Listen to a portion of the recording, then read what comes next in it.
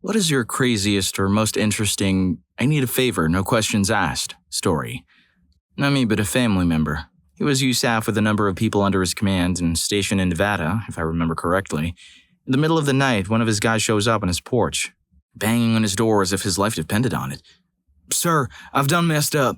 I need your help to fix it. Can you come with me?" With nothing more than saying, "Son, whatever it is you need, we'll get you through it." He dons his dungarees and gets in the guy's car and then drive off into the dead of the night. He notices they are headed out of town, into the desert, in the pitch black of night. He tries to get the driver to talk, and the guy just sort of breaks down. "I had an argument with my woman, so I drove her out into the desert and left her there. I done messed up. They'll boot me out for sure after this." This boss is doing his best to keep the guy calm. We assure him he's going to come out of this okay. Outwardly, he's serene, but he's getting more anxious by the minute. They drove further and further into the desert, finally pulling off the road. They get out, and the guy goes into the trunk, hands over a flashlight, and points his boss toward where he left the girl. Boss starts calling out, hoping the girl was nearby, and turns to ask the airman for his girl's name. While turning, the beam of the flashlight hit the guy, and all the tumblers scarily clicked into place. The airman was carrying a shovel. In the heat of an argument, the airman did something to her and drove her out into the desert in a state of panic over what he'd done. So he went to the one guy he knew could help him to set things right, his boss. His boss that somehow now found himself helping to dig a shallow grave and trying to seem supportive. After all, here he was in the desert with a killer. Nobody knew where he was, and certain death awaited. At the hands of this guy are those of Mother Nature, if he couldn't keep a cool head. The officer was smart about it. He convinced the airman to bury her shallow so the scavengers could come and clean up, and so the job only took a few minutes. They go back to the car, and he casually manages to leave the shovel stabbed upright into the roadside to mark the location. The drive back into the city, the airman is almost euphoric, relieved. The boss keeps reassuring him all the way back into town, just waiting to get out of the danger zone that is the desert. As they pull into the city, the boss has his airman pull into an all-night drive-in diner and then pays for burgers, fries, and shakes.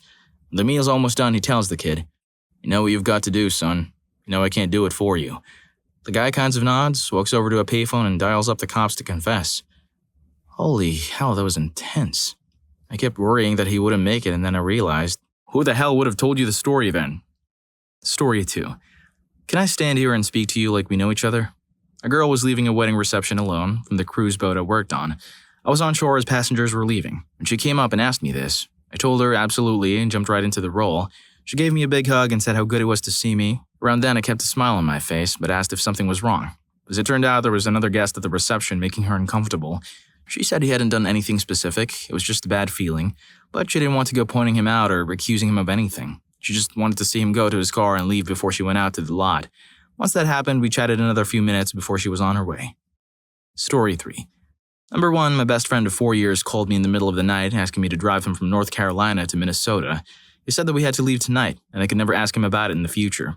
I did it. 2 weeks later, I was being questioned by my local police department about a crime he was involved in. I haven't seen or heard from him since. 2.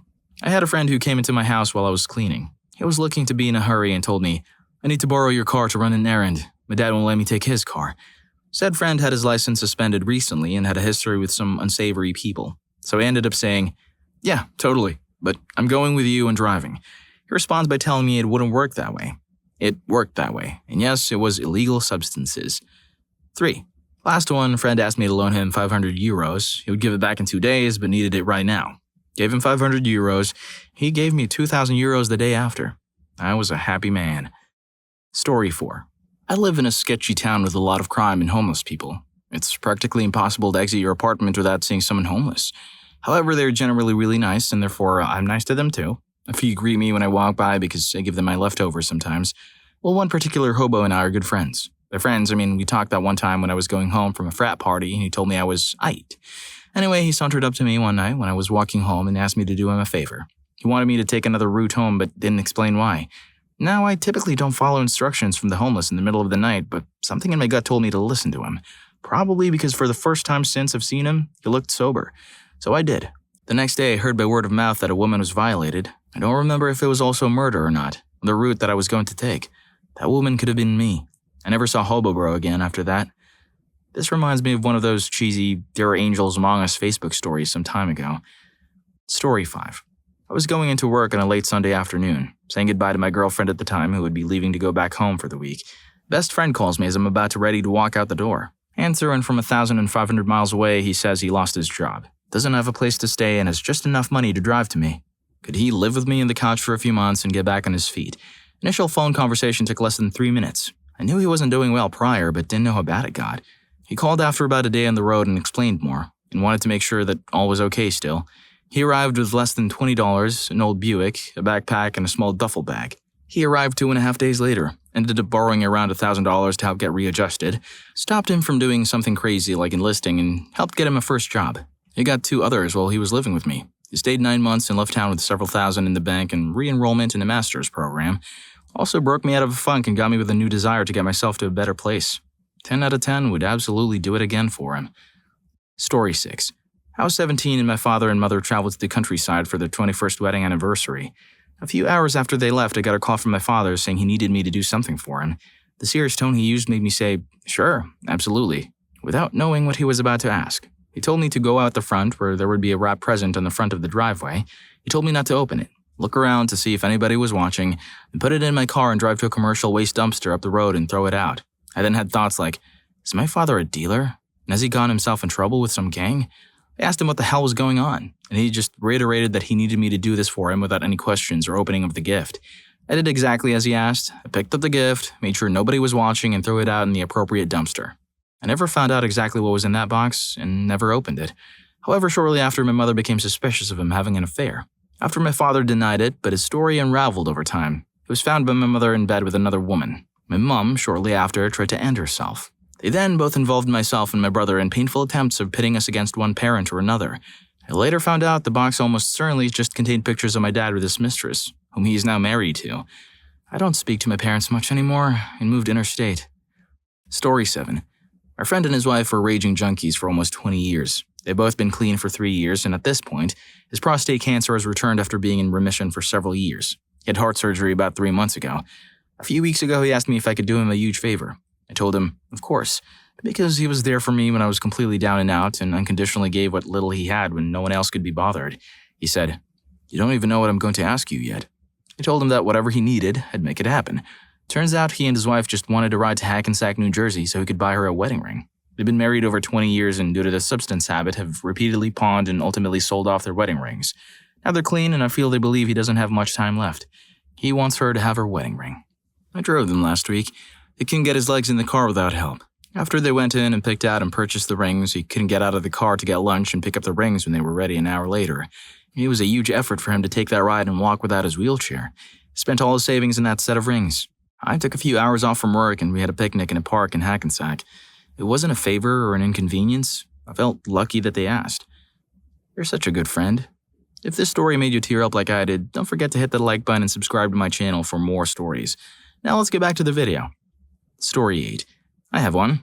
During the Dark Knight Rises premiere, me and my friends were close to the front of the line. Our theater was the only showing for the next 2 hours as the other room had broken down. The people in that line were told that if there was any room left in ours, they'd be allowed in. Slim chance to none. So we start going in and this guy at the front of the other line looks desperate. We lock eyes and he gives me a questioning nod. I nod back knowing what he wants. He walks straight up to me with a big smile on his face and says, "Hey man, how have you been?" I responded immediately with, "Max, good to see you. Glad you could make it. I'm good. You?" I have no idea if that's his name, but he looks like a Max and he rolls with it. And from there we launch into small talk and shoulder claps as he walks in with me and my friends under the suspicious eyes of the usher. As soon as we're in, he veers off and tells me he owes me one. My friends patiently wait until he's out of earshot and ask me who the hell that was. I shrugged and said, no idea. When the movie ends and we walk out, we see each other and this time he's with a girl. He hurries over to me and says that he got a date with a girl and that this is the best night ever. If I ever need anything, he's my man. Never saw him again. Max was a cool guy. I hope his date went well. Story 9.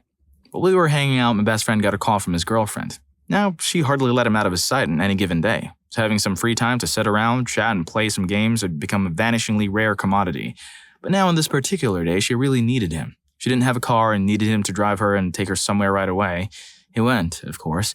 She told him she needed to go to an interview with the college she had applied for. I had forgotten about it, and she needs a ride. My friend took his girlfriend an hour away to the college, called me to chat, and picked her up again a few hours later. It turned out later that she had him drive her to the campus, cheated on him with a guy at a place a few blocks away, and then had her boyfriend drive her home after she slept with this other guy.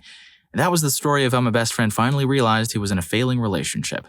No, wait, he stayed with her for 4 more months and rented a place next door to be closer to her before she broke up with him the next day after he moved in, because my friend was in love. She wasn't. Story 10. Earlier this year at around 1 a.m. on a Wednesday morning, I got a call from a friend who lives nearby. He was in total panic, and the only words he could get out to me were, "Dude, open the gate and turn off all the outside lights. Hurry!" Half asleep, I ask him if this is some kind of prank because, us guys mess with each other now and then. He responds with, "Just freaking do it." I decided to comply, still in my boxers, turning off the outside lights. Now, just to add some detail, my house is right next to a traffic circle, so I go outside to the gate to see what's going on, and to my amazement, my friend comes speeding the wrong way around the circle. See the red line in the photo. Halfway into making the turn, he turns off all his lights, turns off the car, and rolls it into my driveway through my gate at a serious speed, shouting out of the window, "Close the freaking gate!" About 5 seconds later, I see a police car come speeding by, sirens and lights and everything. As I look back to his car, he emerges with a victorious smug look on his face, shirt and pants covered in spew, steering wheel covered in spew, and the smell of Stro rum making my eyes water. He looked at me. I looked at him. He nodded. I nodded. He asked to use my shower and sleep over. 5 weeks later, he totaled his car, drunk driving, and lost his job because he couldn't get to work anymore. Been sober ever since. Story 11.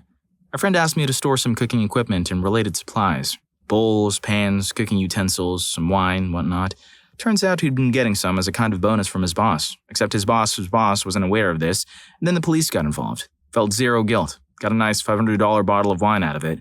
Then my brother's alcoholic girlfriend drank it one night. Doesn't even remember it. Just wanted more stuff to get her buzzed. I will never forgive her. Since this is supposed to be a no questions asked story, I do have to admit that I did ask one question when he said he needed me to store things including wine. I have a spot, but it's not refrigerated. Is that okay? To this day, he still chuckles about how that was the only part of his favor that I was concerned about. I know some people are probably curious as to what exactly the deal was, so here's a more detailed explanation that I got after the fact. My friend was a chef at a high-end, 4-star restaurant.